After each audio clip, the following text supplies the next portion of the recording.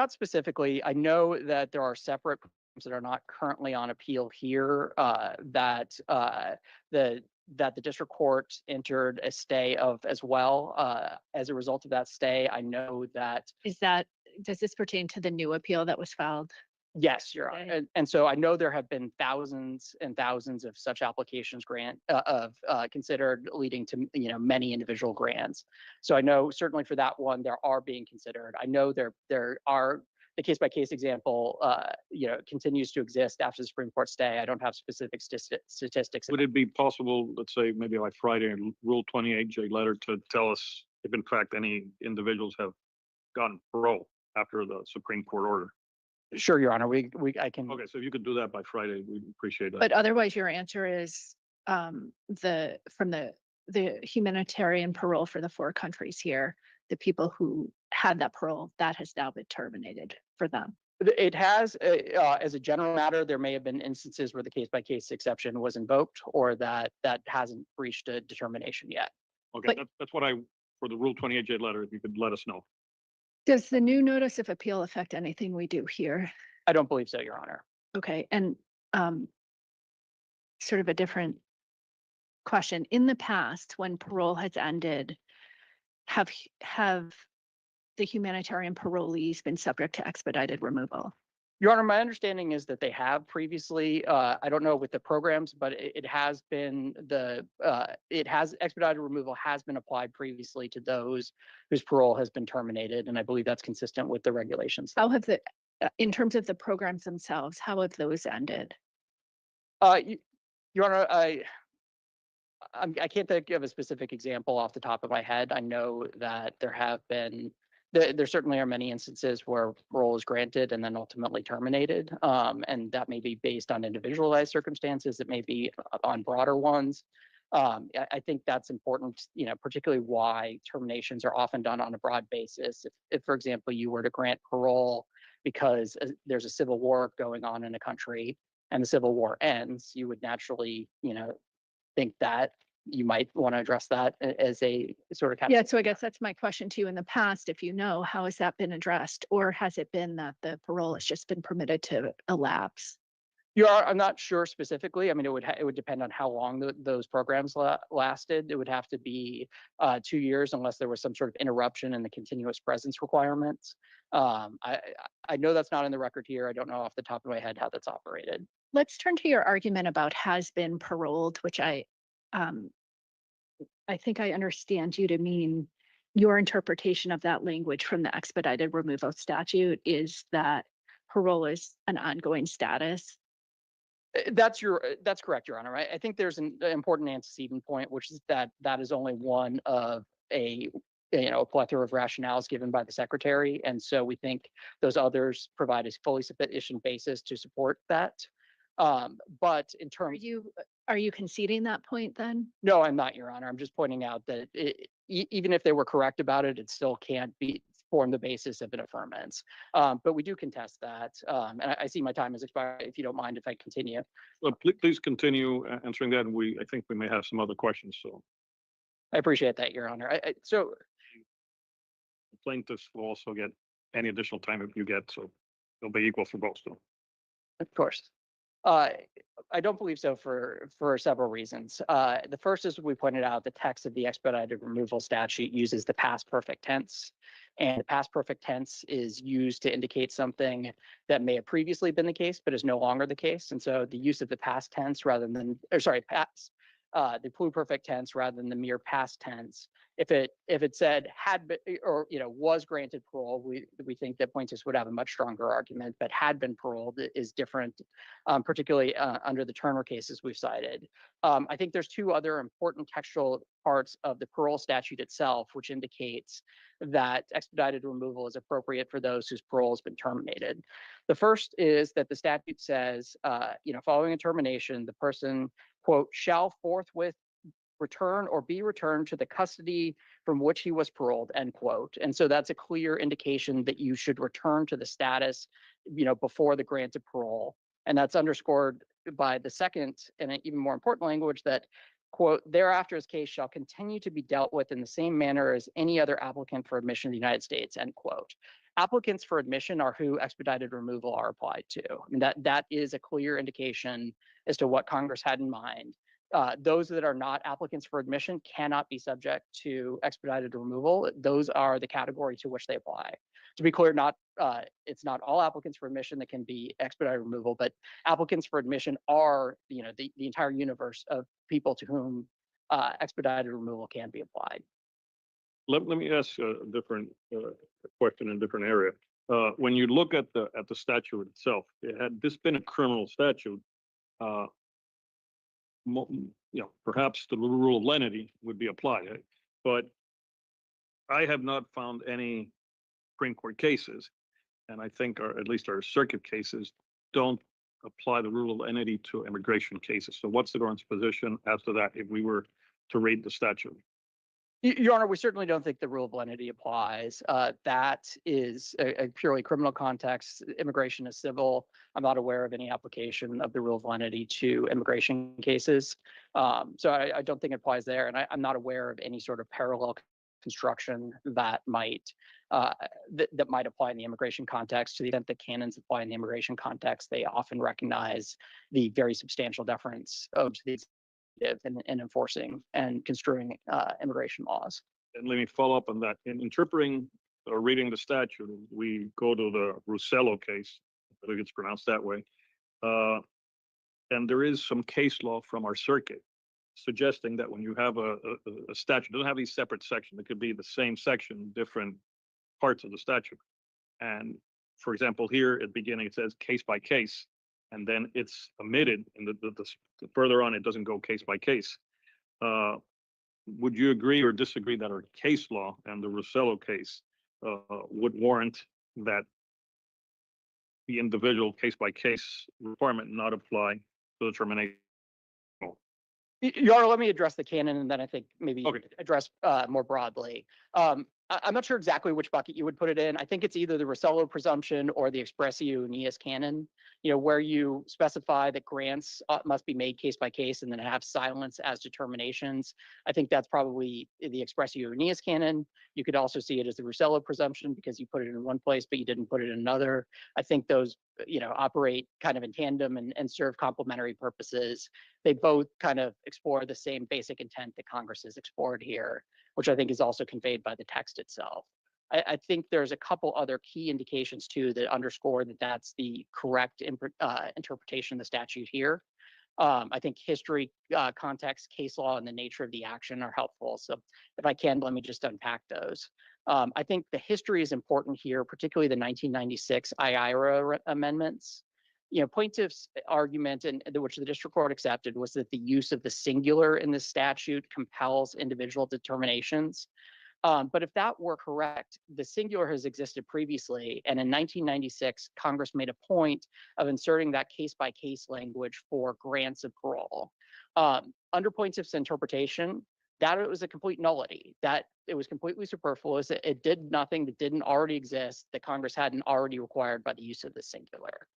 I think context is important too. We've cited other examples in Title VIII that make clear that when Congress wants individualized determinations, it is expressly, mandated as much, including, for grants. I think this court has case law as well as the Supreme Court that make clear that a clear statement is required to divest agencies of their discretion to act in broad categorical manners.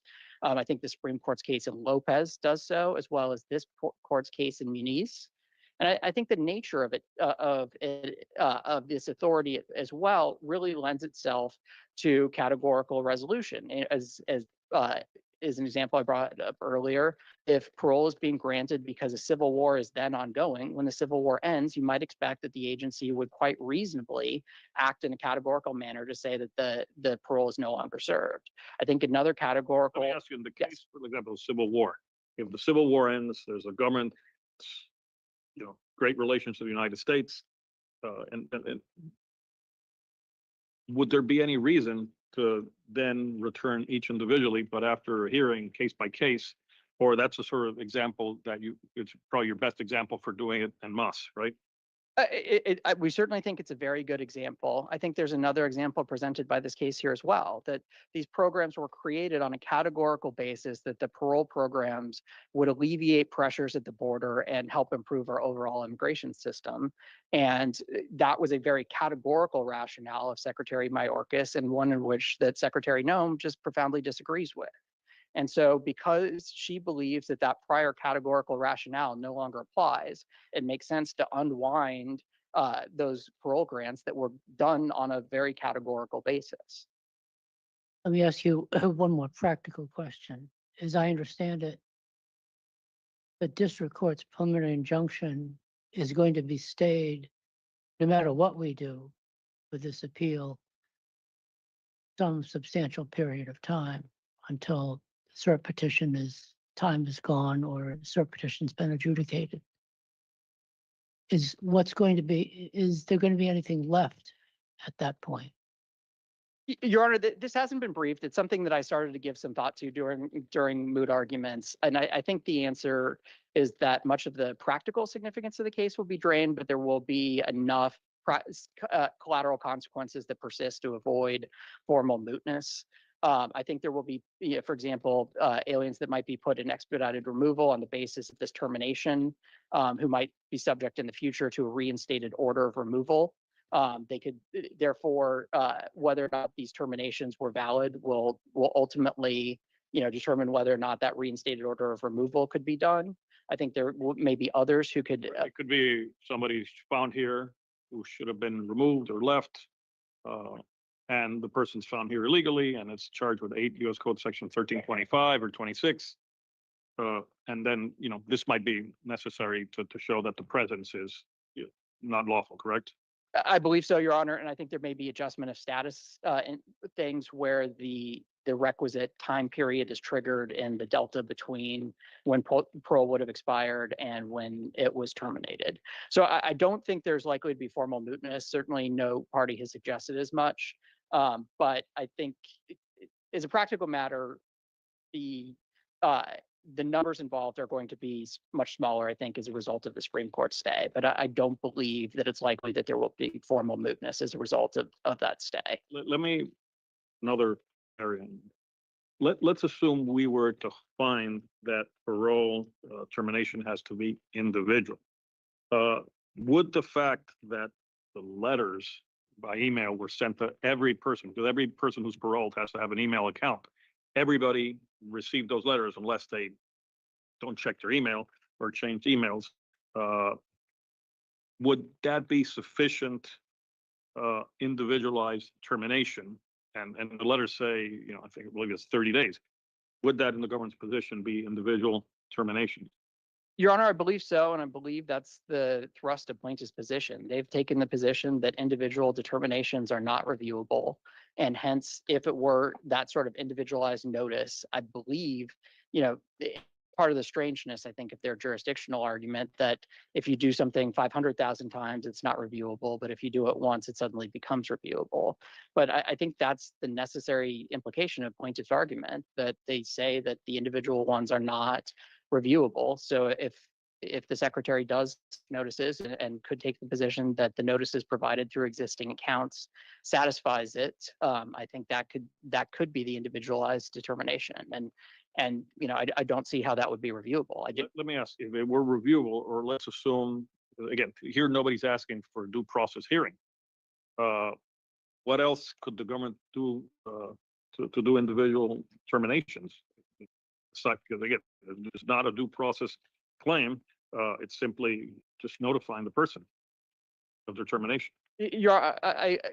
So there is no due process argument at issue, and I think that there is this case before us. Well, and I think there is suggests that there would be no such, because you have to be admitted into the United States in order to get rights beyond what Congress has provided. Just so for anybody who's listening, when you're paroled, you're in theory in the United States, but you're not admitted to the United States. You get granted that parole status. That's correct, Your Honor. It's the entry fiction that is at the heart of immigration, that unless you're admitted to the United States, immigration law treats you as if you're at the border.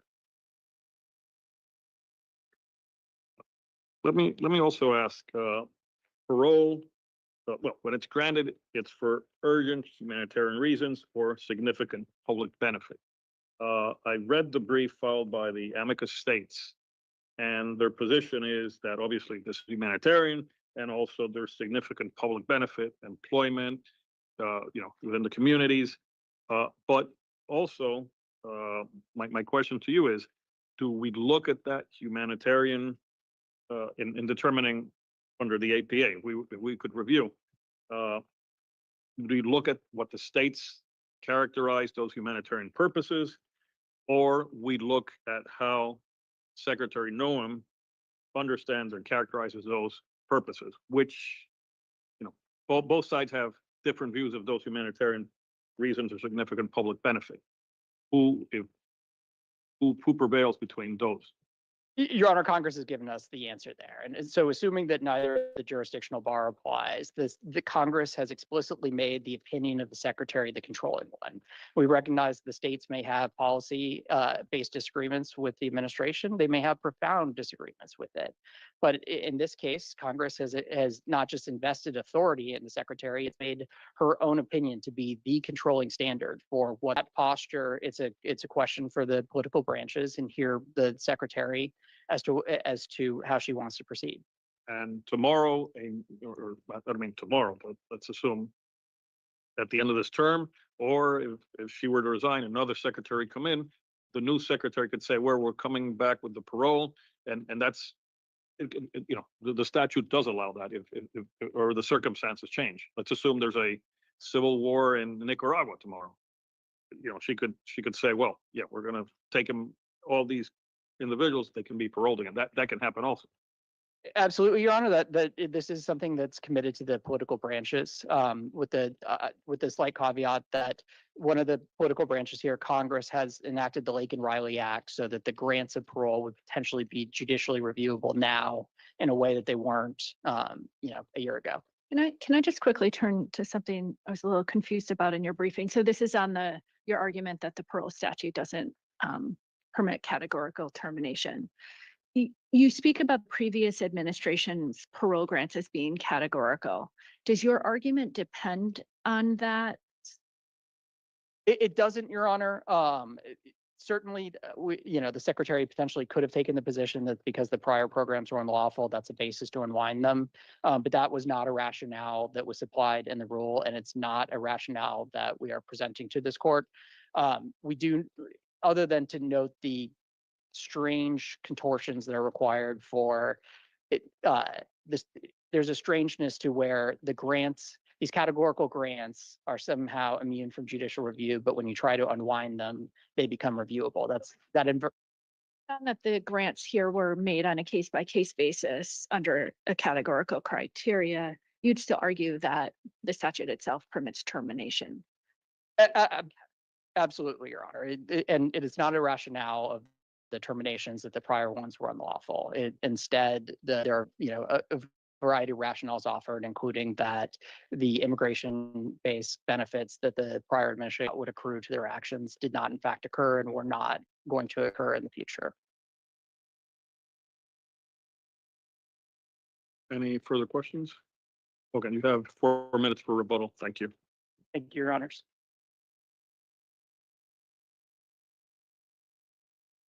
Yes, so you're going to have an extra 15 minutes if you need them.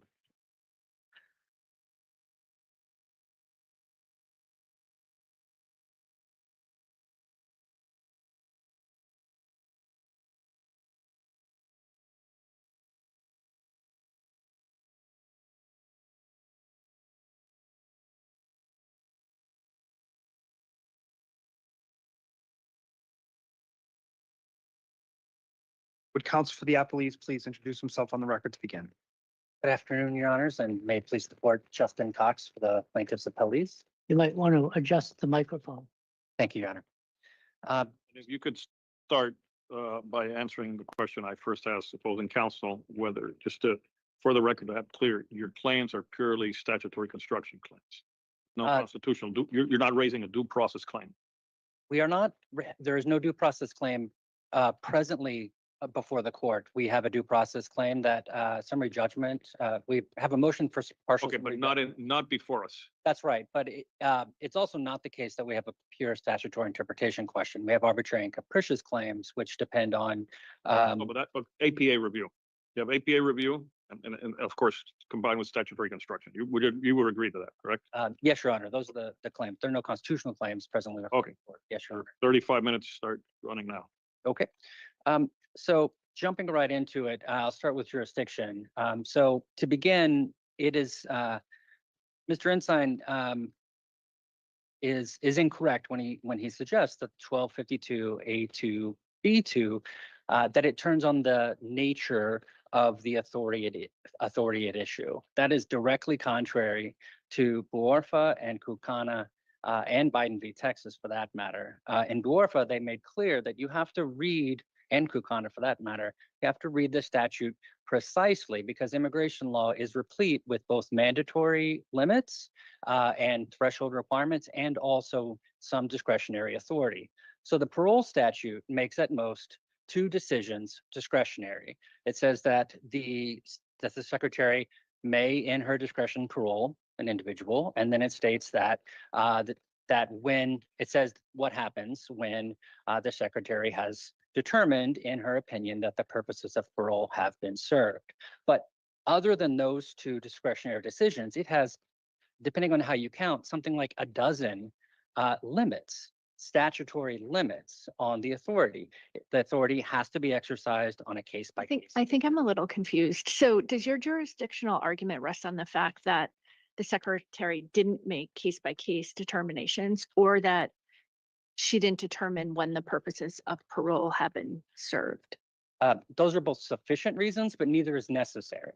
And to be clear, it is also not unusual at all for a court to conclude that look to the merits in order to determine that a jurisdictional bar applies or not. The Supreme Court did that in 2001 in Zadvitas, and when it explicitly rejected the precise statutory provision that is being relied upon here on the grounds that what was at issue was the scope of the statutory authority. And that, the court said, is never discretionary. And so, of course, the court can reach that question. And similarly,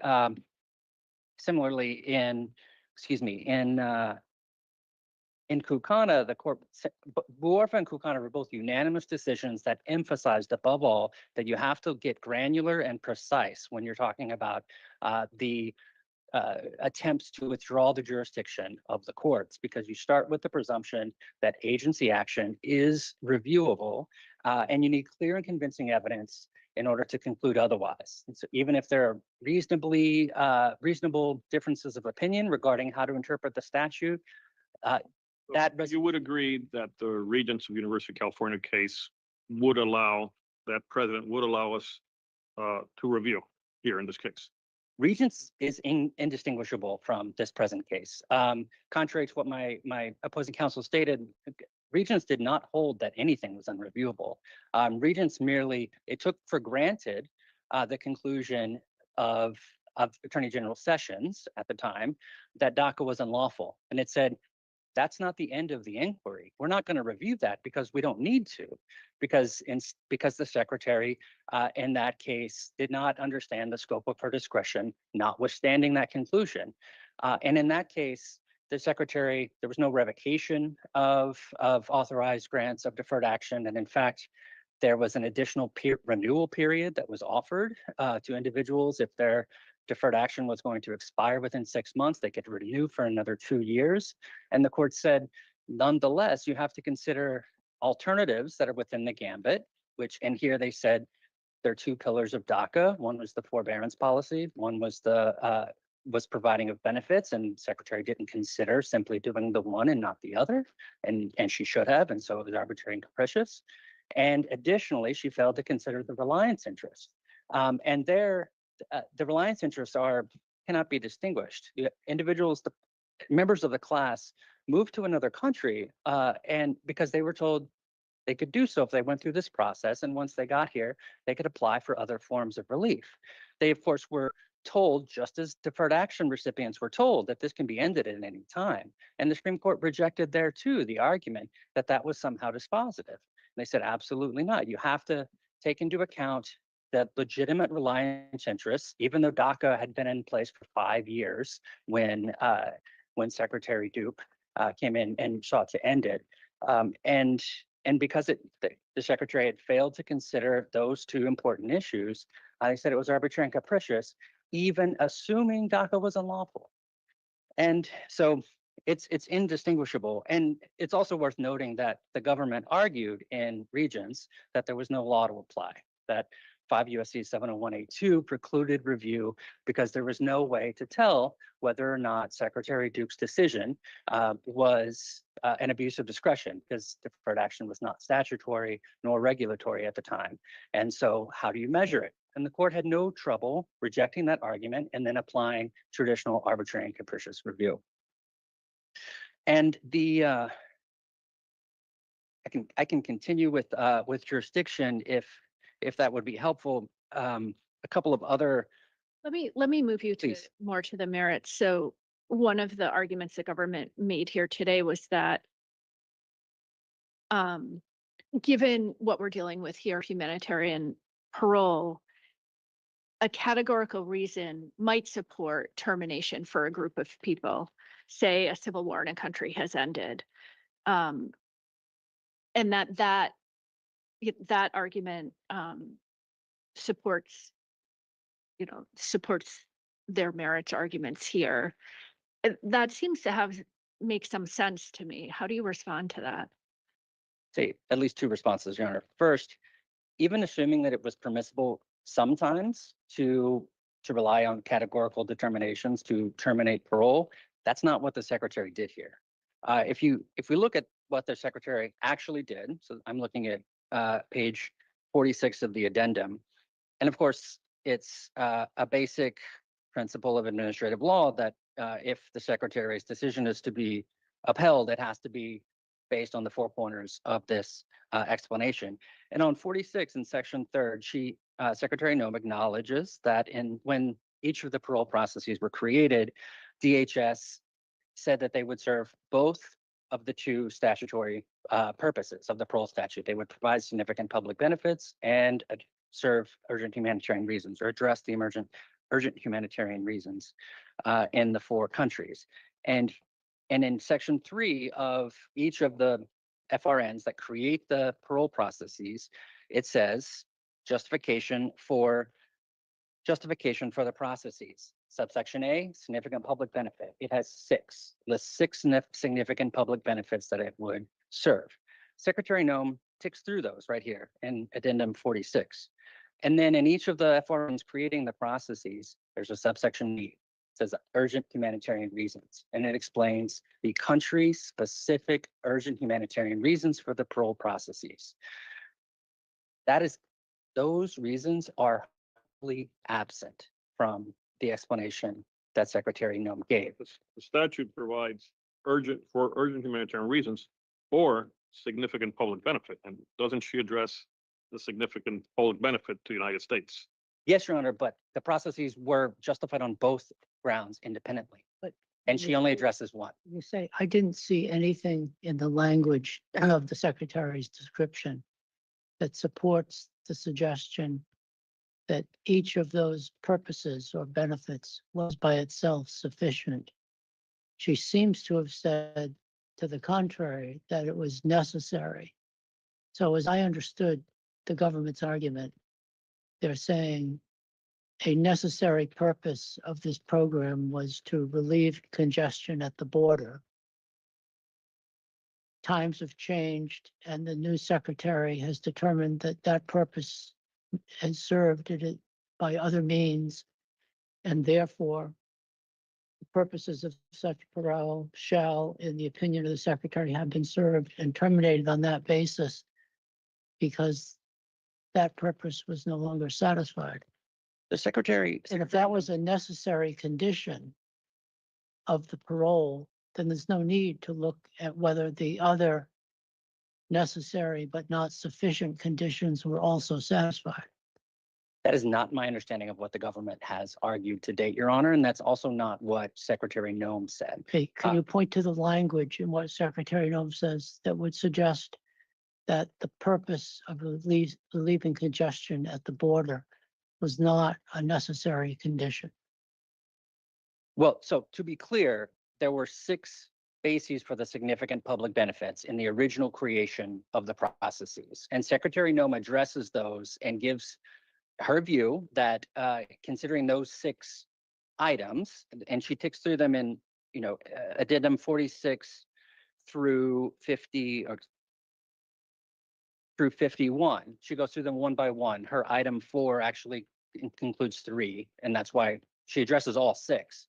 But there was a separate independent basis for each of the grants of parole and the processes themselves as established, and this has not been disputed. She acknowledges it herself in addendum 46, that DHS stated that they would provide both of these. They would both serve urgent humanitarian reasons and provide significant public benefits. Yes, The- but after listing them, Mhm. she then listed the reasons for the termination, and then she said, I quote, "These reasons independently and cumulatively support termination." Yes, Your Honor, but the sentence before that is her solitary explanation of the why she no longer believes the urgent humanitarian prong of the statute justifies the programs. And she says, and I quote, regarding previous arguments or determinations that these programs were consistent with the requirement of urgent humanitarian reasons for granting parole, DHS believes that consideration of any urgent humanitarian reasons for granting parole is best addressed on a case-by-case basis. Yes, but you're just reading her litany of reasons. No, Your Honor, what I'm saying is this says nothing. Like Well, she does. I'm looking at the beginning, the rationale for initial implementation, where she identifies the reasons. right, and She those, lists a number.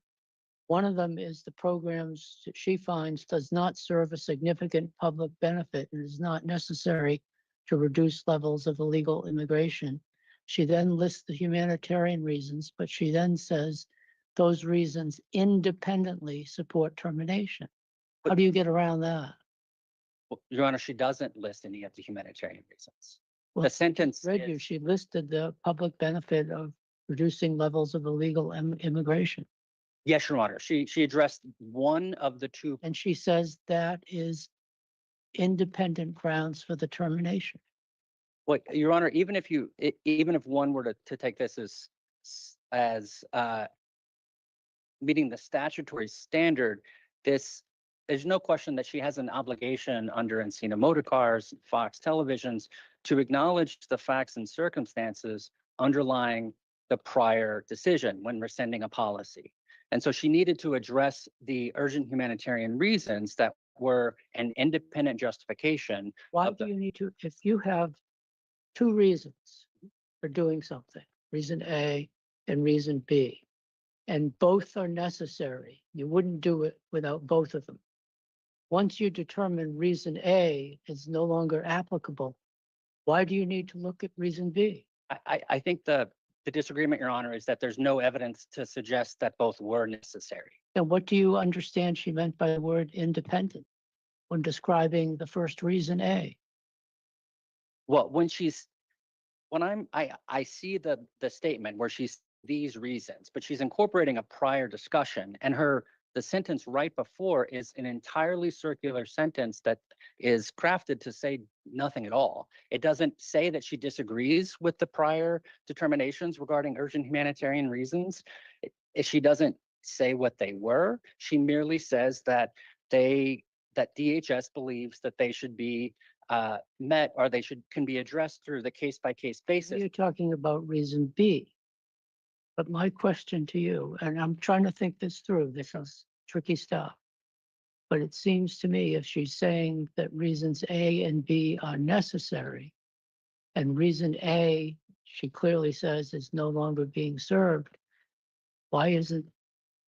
what's the counter argument to that? Help me understand that. Well, I don't, so I think the counter argument, Your Honor, is that Secretary Noem doesn't get to decide what was necessary with regards to the prior decision, right? She doesn't get to recast that decision and say Secretary Mayorkas said both of these were required, Okay, so what's your evidence? And let's go outside of what the secretary has said here. What evidence is there in the record that you can point us to that would show that this parole program would still have been done, but for the desire to reduce congestion at the border? Well, Your Honor, I don't think that's in our view, the standard is you evaluate what the reasons that the agency gave so we don't have to prove the negative. We don't have to prove that, that somehow the Secretary no would have reached a different decision. The only question before us is, what did she say about the independent basis that her agency previously gave for establishing these processes? And she has said nothing. Well, she says actually overall DHS stated that the programs would provide significant public benefit for the United States and, not or, and address the urgent humanitarian reasons underlying high levels. Right. And then with respect to the significant public benefit, she then wrote enhance border security, reduce congestion, minimize domestic impact, etc. How can you say she said nothing about the reasons when? Because all of those reasons have to do solely with the significant public benefits. And the statute authorizes parole under either one or the other. Now you're saying A and B aren't both necessary. I don't believe we've ever said A and B are necessary. Secretary Mayorkas said that the processes were justified by both. And as a matter of law, either is sufficient. And show me where she says that either is sufficient, having said independently, the lack of any one is decisive. Well, I don't see where she says that, Your Honor. Well, she says the reasons independently support termination, independently. I mean, perhaps if she had said that this is not an argument that defendants have made previously, and so it's not one that we have briefed. But the secretary said earlier in that same section, she acknowledges that they had two statutory bases, and so she could have said neither of these are sufficient. But even if she had said both are necessary, and I disagree, she still needed to address the facts and circumstances underlying the prior determination of Secretary Mayorkas. And she didn't do that. She didn't even acknowledge she was changing. Then what you're suggesting is let's assume if we agree with you, wouldn't that sort of bind any future secretary from taking action? Because the secretary could explain in such detail that the new secretary, there's no way to undo that. And I don't think that's what the immigration with the parole statute wants. No, Your Honor. And actually, it's not a particular, we agree that the statute does not require some kind of exegesis in order to roll back your predecessor's policy decisions. But the agency has to at least acknowledge that it is changing policy. And this one sentence that says, regarding the prior determinations, we believe we should just proceed case by case. Well, that's what the agency said it was doing before. And so it's a circular, it doesn't acknowledge any change in policy whatsoever regarding the urgent humanitarian reasons. And to be clear, there's nothing else in the FRN that discusses the urgent humanitarian reasons. And that's the only two other things that the defendants have ever cited is on page 53 of the addendum as footnote 70. And it merely incorporates a prior discussion that doesn't exist and says, as explained throughout, and then it lists, again, significant public benefit reasons, no urgent humanitarian reasons. And then the last thing is on the very next page in the constructive notice section, in the middle column at the top, the first sentence, she recites the regulatory standard for terminating parole on 8 CFR 212.5E2. And she says, for the reasons set forth above, which again, there aren't any reasons set forth above regarding urgent humanitarian reasons. And because the statute makes them independently sufficient, she needed to address both of them. Could you help us some with how we have this unusual situation where we have the U.S. Supreme Court order Yes, Your Honor. in a case with no explanation as to what the rationale for the order is. And in another case of a similar situation, there's a suggestion that those orders are not binding, but can provide guidance. So I look back to the order in this case and say, what if any guidance can we find in it? There's none that's expressed except the bottom line. So I think, well, what possible reasons could there be for the court's decision? And I can only think of three. One, that they felt that you're at the short end of the stick on the likelihood of success on the merits. The other is that the equities weigh very heavily in favor of the government. Or the third is some combination of the two. Under all three of those reasons that I can think of for the court order seems to cut against your client's position. So am I missing a reason, or is there something in this record that's different than before, than what was before the Supreme Court? So that would reduce the ability of the Supreme Court's order to provide guidance. On the last point, Your Honor, I would say there is something different, which is defendants told the Supreme Court that there was no case-by-case consideration of grants of parole under the CHNB processes. They stated that all the grants were made categorically. They said, and they explicitly said there was no case-by-case consideration. They don't stand by that anymore.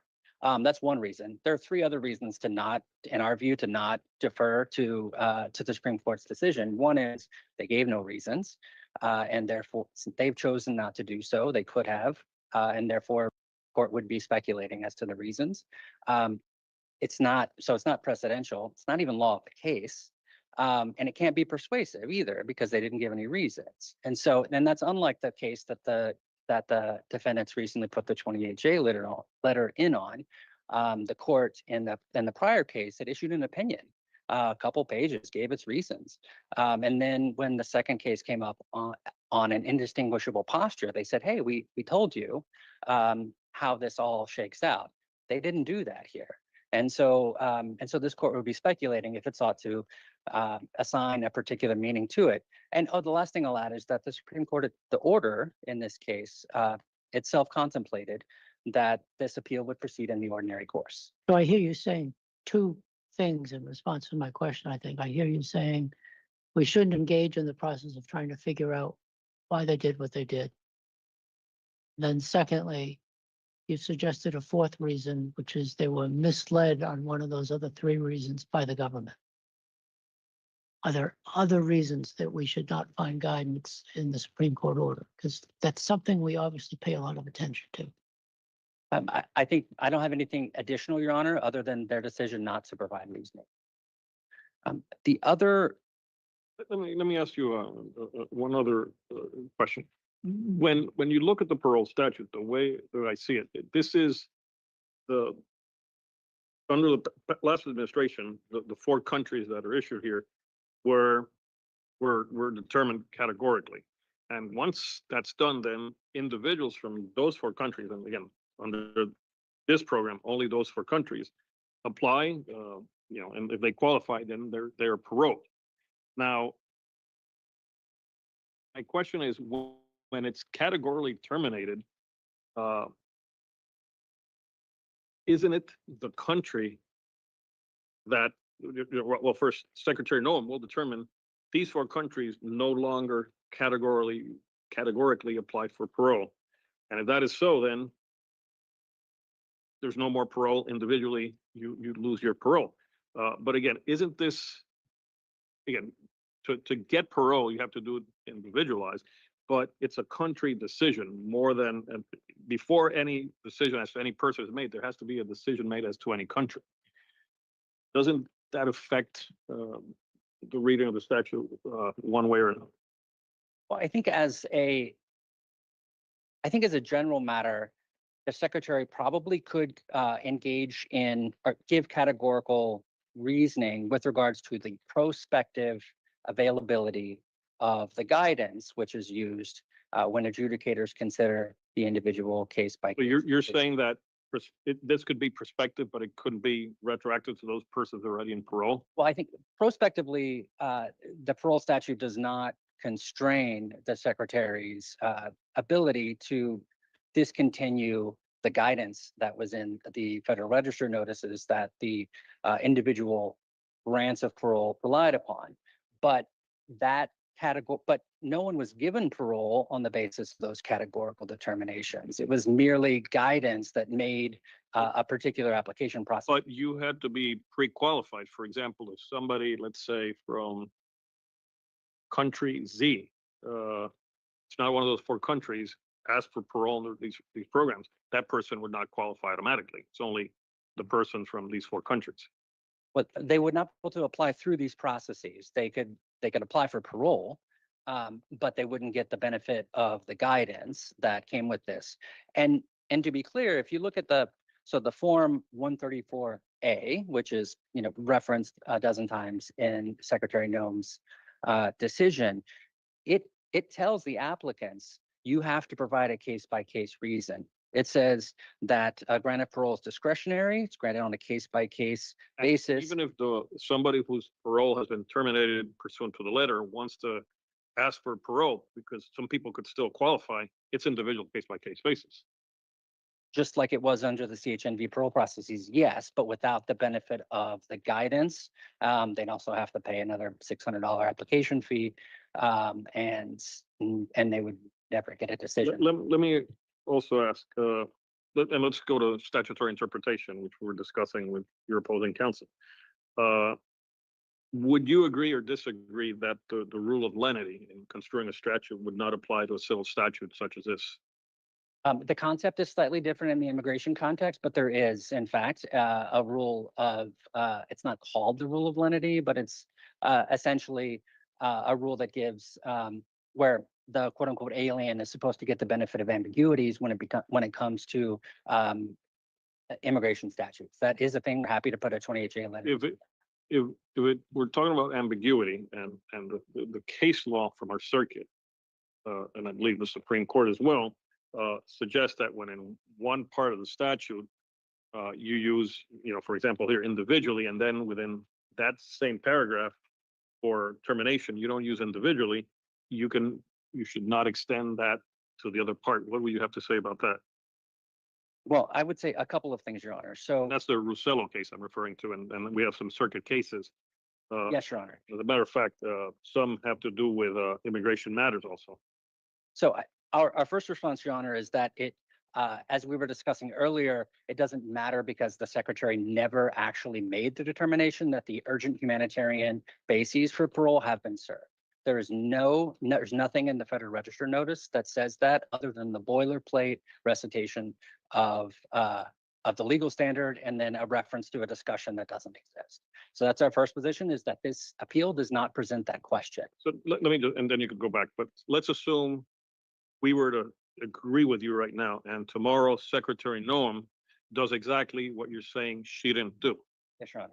She could terminate the whole program and send everybody back to their countries. Well, those are quite different decisions. Could she mass terminate parole? Is that the If question? she were to, if she were to, because you're saying to Judge Kayada's question, she only addressed one of the 2 issues. The judge disagreed with you, but let's assume we were to agree with you. She goes tomorrow, publishes Federal Register, says, amends her reasons, and prospectively in mass parole terminations. Of course, her decision. She could do that. Substantively, yes. Or even while we're deciding the case, she could tomorrow say, well, just in case, let's go ahead and do it this way also. If she sufficiently addressed the urgent humanitarian reasons of the individual grants of parole, she can do that. I think that but the individual grants of parole were not made through a Federal Register notice. And therefore, she couldn't simply look at the prior Federal Register notice and say, all of the grants of parole that have happened in the ensuing years on a case-by-case basis by hundreds, if not thousands, of different CBP officers, that the purposes of those parole had been served. Can I just circle back to, I think the question Judge Helpy was asking 2 questions ago, and maybe focus you a little bit more. Based on the statutory text in 1182, what is your best statutory interpretation argument that that statute doesn't permit categorical terminations like we see here? So yes, Your Honor. So couple of things. One that we haven't touched on yet is that the statute requires that conditions of parole be prescribed on a case-by-case basis. And here, what the secretary did was to change the conditions of parole of approximately 430,000 people, we now know from the administrative record. The defendants say that's not what she did. What she did was end parole. This is their response in the reply brief and a footnote, but it could be both. Like there's no, she could both have changed the conditions of their parole en masse and change as one of those changes, change the expiration date so that it ends in 30 days, which is what she did. So that is one way that she violated the statutory requirement to prescribe conditions on a case-by-case basis. Beyond that, I think as Judge Stolwani discussed at some length, the statute indicates, all indications are that it is to be exercised on a case-by-case basis. And most of the limits around it are ones that can be. Aren't the letters that are sent to every individual individually, because they're getting these through their emails? Isn't that individual termination? No, Your Honor, for a couple of reasons. One, there's no record evidence that those were ever sent. The only thing that the government can cite is the Federal Register notice itself, which of course predated when they said they were going to send the letters. And the evidence in the record is that they're quite bad at sending these letters. As we cited in March, April, the government was sending native-born U.S. citizens notices that it was time for them to leave the United States because their parole had been terminated. And so we can't merely assume that any of these have been sent. Second, the regulation that the secretary cites to justify sending these electronic notices only applies when the non-citizen is represented by an attorney. And you didn't need an attorney to apply for parole through the CHMB processes. She asserts in the constructive notice section that she was going to rely on it, but never acknowledges that limitation in the regulation. And what's more, the regulation, a separate regulation on the termination of parole requires that in order to terminate someone's parole, you have to give written notice to that person. And there's the statutes, the INA does require non-citizens to keep their mailing address up to date. In fact, it's a criminal violation if you don't. And that's why typically in these circumstances, the DHS will at least mail notice.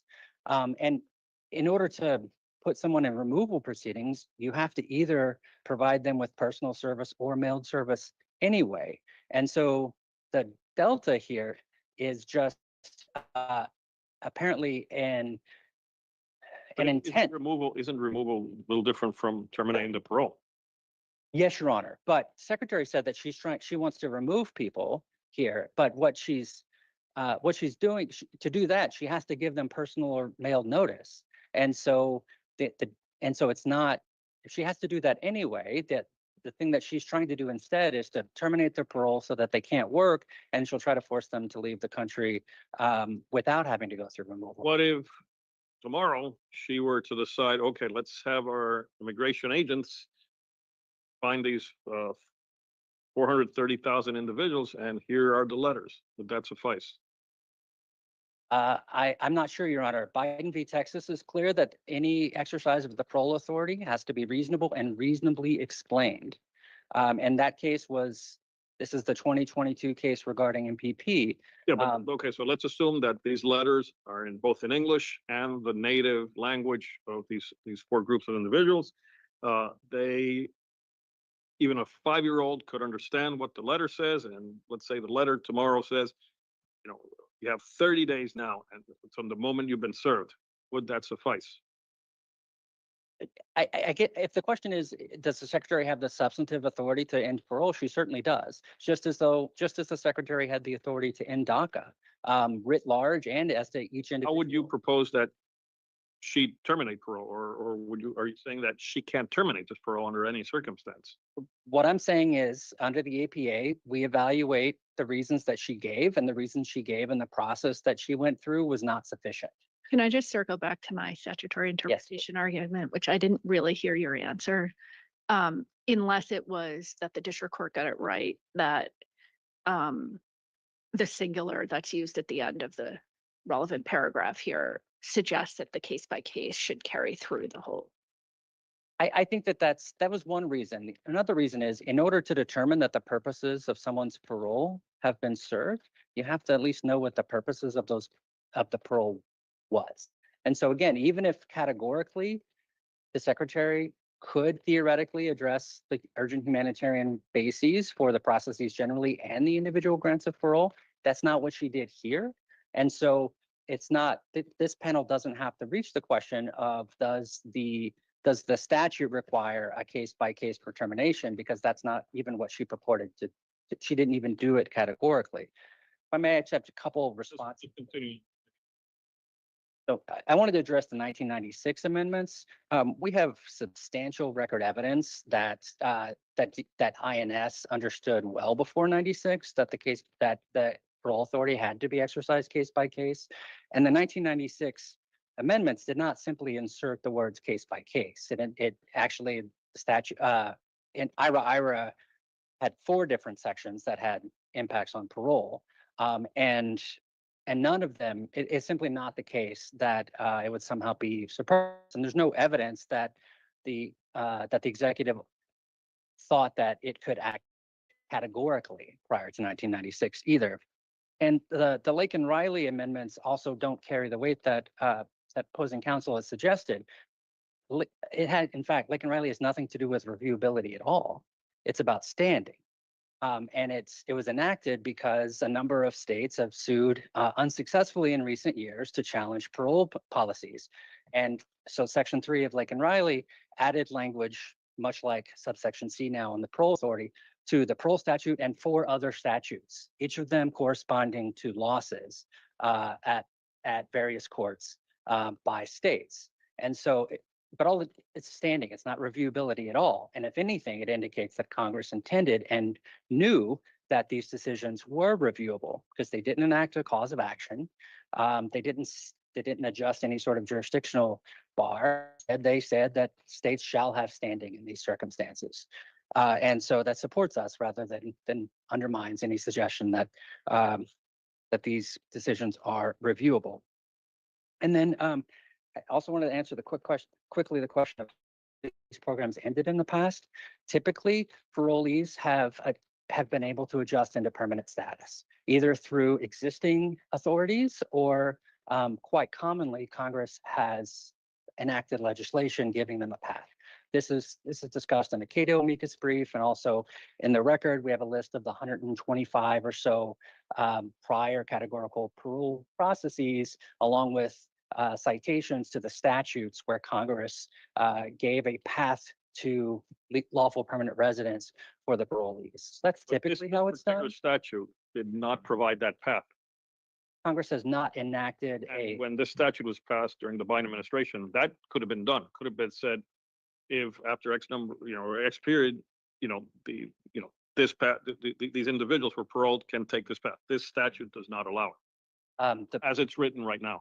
Previously, the parole statute didn't provide for it either. It was either existing authorities, for example, about half of our class members as of March 9th had pending applications for other forms of immigration relief. And so it's that kind of relief, or Congress enacts a new statute, not related to parole, but simply said not related to the parole authority, but that says individuals who are paroled in through these particular processes can adjust status. But here, for that particular statute, that is lacking right now. Congress could tomorrow, or future, do it. Yes, Your Honor. Let me also, since you mentioned, you said that about half of your parolee clients have some alternative, perhaps relief. Could you clarify that a little bit or explain a little more? Sure. So as they were told when they come in, they could apply for asylum or adjustment of status or temporary protected status. Let's assume the parole is terminated. Those who have applied for asylum or some other form of relief, they could, if those processes are still ongoing, they could remain in the country, or they have an appeal pending administratively for asylum or whatever. Well, actually, in January, Your Honor, as soon as the new administration came in, they suspended the adjudication of any benefit application that was filed by any of the class members. That was recently stayed by Judge Talwani. That was a notice of appeal that was filed yesterday on the 60th day after the decision. And that, so the administration actually, their intent was to preclude the class members from getting relief. And many of the forms of relief that the applications that they have pending cannot be raised in expedited removal. In fact, none of them can. Even if you have an asylum claim, if you are put into expedited removal, you have to convince. So in other practical terms, we're back to the 430,000. The number. Out of that number, there's not a subgroup that has right now any practical remedial, alternative. So certainly members of the class are pursuing those who have stayed. Some have left voluntarily. Some some don't even know that they have had their parole terminated. But they're certainly pursuing those forms of relief. But the practical avenues available to them right now are quite narrow. And as we've pointed out, Secretary Noem doesn't even acknowledge the contemporaneous action of her agency to suspend the adjudication of their benefits applications. The whole point here is to just push them out, but you have to at least go through the appropriate process. Let me, just one other question, I think maybe my brother colleagues may have some other questions. Let's assume we were to determine or to hold that the termination of parole has to be on a case-by-case basis. How are you exactly proposing that this has to be? Because there would have to be, of course, a letter served personally. I believe you already said that, but what would have to happen after that? Are they entitled individually to a hearing, to other review? And again, all of this also in light of the APA, the Administrative Procedure Act. So what more else does the government have to do if it's individual and they're all served with their letters, and their letters can be understood by a 3-year-old? I think we're speculating about a potential action of the secretary. We don't think that that's particularly relevant to what she did here. And we understand that that question might arise later, but she fell so far short of what's required by the APA here that the court doesn't even have to reach those questions. So for example, the reliance interest and alternatives, the only reason she gave for overriding reliance interest and rejecting the 2 alternatives that she considered was this expedited removal, her understanding of expedited removal. But defendants have now conceded, in fact, argued that that was in fact a contrived reason, because she also thinks that she can put parolees through expedited removal forever under the other prong of the expedited removal statute. And so their argument is that it was the one reason she gave was doing no work. They've conceded it, and essentially they're saying no prejudice. But to get there, they have to argue that the only reason that Secretary Noem gave was contrived. But let's assume we were to rule in your favor on the APA grounds. There is no stay, so the administration continues, as Judge Callada has been mentioning, to remove these individuals or terminate the paroles while that case is pending. The case would be pending before the Supreme Court. But couldn't the administration at the same time saying, even if we find that this violates the APA, they could go ahead and restart the whole process again and do it in a way that complies with what was not done here? Am I correct?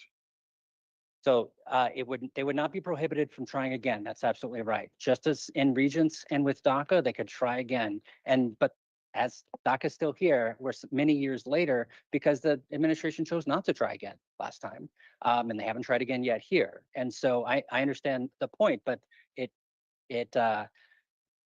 the Supreme Court and Regents actually considered this too. They said, we understand requiring the agency to go through these procedural steps again can seem a little sort of self-defeating or unnecessarily burdensome because we all know they're going to get to the same place. But they rejected that argument, the precise argument that Your Honor is positing in the Regents case.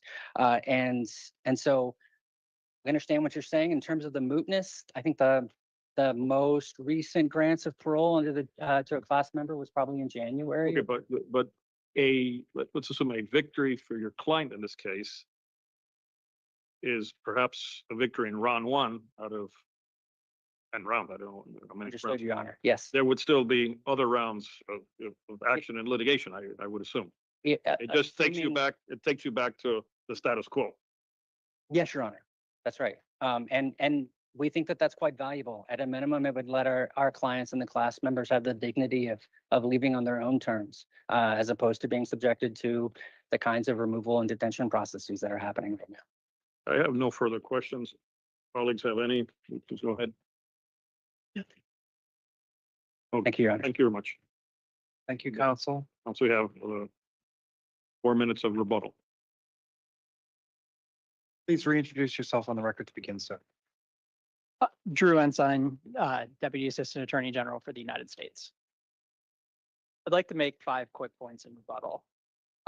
First, the particular bar of Title VIII on judicial review here very much does turn on the nature of action. Judicial review bars come in many different flavors and species. Here, it says that the bar applies when, quote, the authority for which is specified to be in the discretion of the Secretary of Homeland Security. And so it very much does turn on the nature of the action here, which is discretionary. There are other judicial bars judicial review that turn on the specific decision at issue here. This is not one of them. This is something that turns on the nature of the action and then the nature of the authority. The authority here is discretionary in nature and therefore it applies. Second, I have not heard any real wrestling with the language of it's the opinion of the secretary. Opposing counsel relied on the Buarfa case, but that and Webster make very clear that when Congress sets the standard for something is not some sort of objective standard, but rather the subjective judgment of the government official at issue.